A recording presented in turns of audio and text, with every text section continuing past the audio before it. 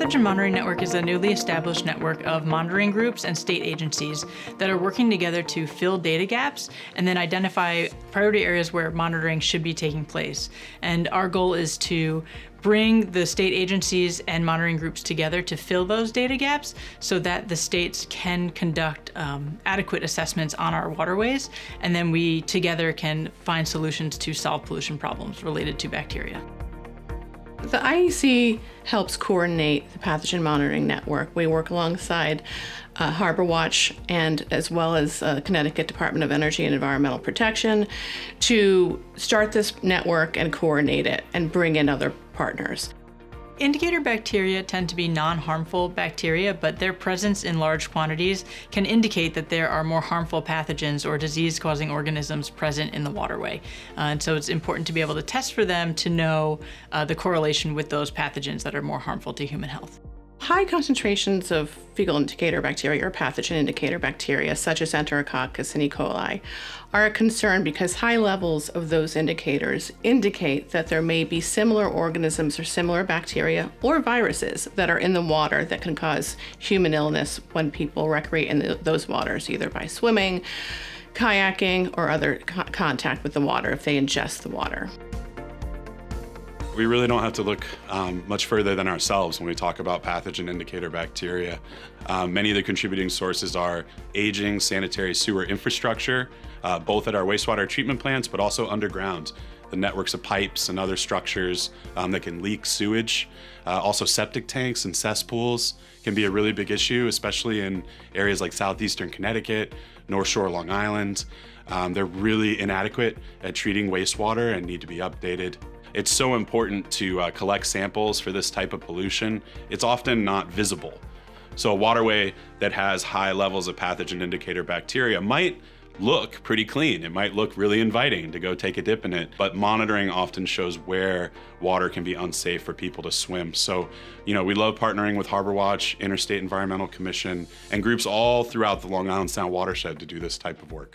So there's a very tight relationship with rainfall and pathogen indicator bacteria entering the water, again, especially in urbanized areas with hardened surfaces where stormwater quickly washes pollutants off the roads, roofs, parking lots into our local waterways. Often that stormwater has very high levels of pathogen indicator bacteria. So there's more frequent rainstorms coming through our region, more intense rainstorms coming through our region, and those are leading to more days with high pathogen indicator bacteria in the water. And of course, a big consideration there is climate change. Climate change is very real, and as we see these adjustments in conditions, we really need to start managing on how to capture more of that stormwater and not let it just run directly off into our rivers. Ideally through green infrastructure, which would be bioswales, bioretention basins, rain gardens, but also upgrades to gray infrastructure as well. It's absolutely essential. Upgrading our wastewater treatment plant facilities, upgrading the pipes that are underground can go a long way in combating the challenges associated with climate change.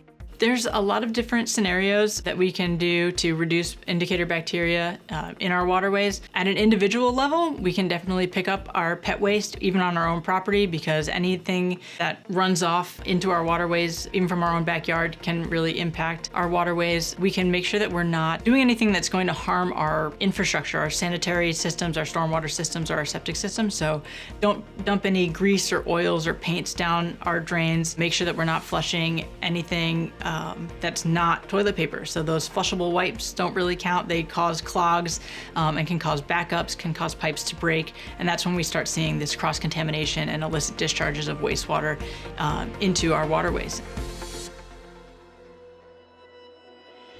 It's really a big effort to put this all together. There are a lot of steps and a lot of partners, which is essential for making it successful. The key core group of participants are our monitoring groups. We could not do this without them. They're the ones that go out and collect the samples and get them to the labs. One of the biggest bottlenecks for organizations and agencies that do a variety of pathogen monitoring is getting those samples to the lab, and that really has made this a successful program, and one which I think will grow greatly in the future.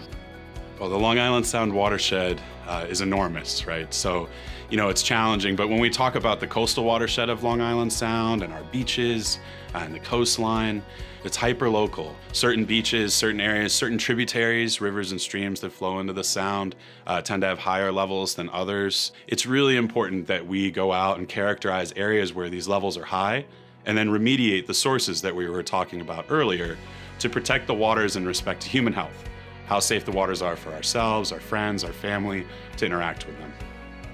I think my favorite thing about Long Island Sound when I'm out on the water is I tend to go out on the water really early when we do this monitoring. So my experience with the Sound has just been peaceful mornings, beautiful sunrises. And even at that early hour of the morning, you can see the variety of uses that are out being experienced on Long Island Sound. So we see crew teams, we see sailboats, we see lots of fishermen and clammers. So the variety of uses that are being used in Long Island Sound, the variety of ways that people recreate on the Sound is really inspiring, and I think it makes it so important for us to protect and conserve it.